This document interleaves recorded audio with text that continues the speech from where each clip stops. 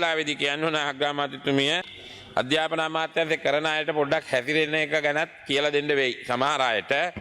මොකද කාන්තාවුන්ගේ ඇඟ ගැන නැත්තම් කැත ගැන ලස්සන ගැන කතා කරලා අද පත්තරවල හැම විදේම උදේත් ගහනවා ගිය සතියේත් ගැහුවා. මගේ ඇඟ ගැන නම් මේ අධිකරණ ඇමතුමා කිව්වා. මගේ ඇඟ ගැන කිව්වට කමන්නේ අපි පිරිමි.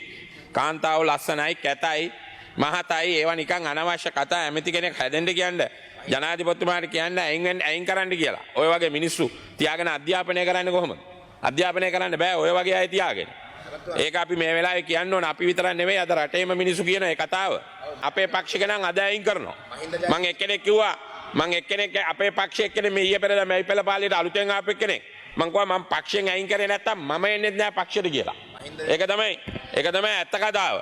අනිත් එක්කෙනා තමයි මේ ඇමතිවරුන්ට කියන්නේ මේ රටේ මිනිස්සු බලාගෙන ඉන්නවා. ඉංග්‍රීසි බැරි නම් පැත්තකට ගිහිලා ක්ලාස් එකකට ගිහලා ඉගෙන ගන්න කියන්නේ. අධ්‍යාපනය දැන් තියෙන්නේ ඇමතිවරුන්ට උගන්වන්න වෙලා තියෙන්නේ.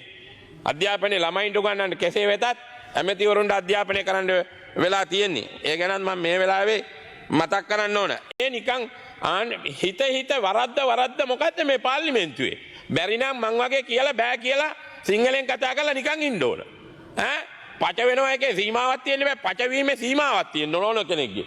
ඒක නිසා ඒක කතා කරන්න මම නම කියන්නේ නම කියන්න උවමනාවක් නැහැ. ඒක එයා දැනගන්න ඕන. නිකන් ඇම්බලියෝ වෙන්න ඕනේ නැහැ. ඇම්බලියෝ වුණා මේක හරි නැහැ. ඒකත් මම කියන්න ඕනේ මේ වෙලාවේ. ඊළඟ එක තමයි ඔබතුමිය කිව්වා මේ අධ්‍යාපනයේ වැඩි මුදලක් වෙන් කරපු වර්ෂේ.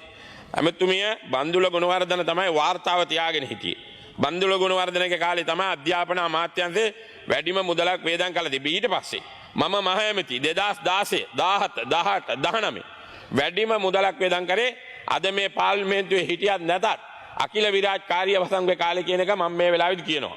එතුමාගේ දේශපාලන පක්ෂය මොකක් වුණත් කොතන හිටියත් කොයි තැනක හිටියත් එතුමා හොඳම පාසල ළඟම පාසල ගෙනල්ලා ඌව පළාතේ මම මහ ඇමති කාලේ මම දන්නවා.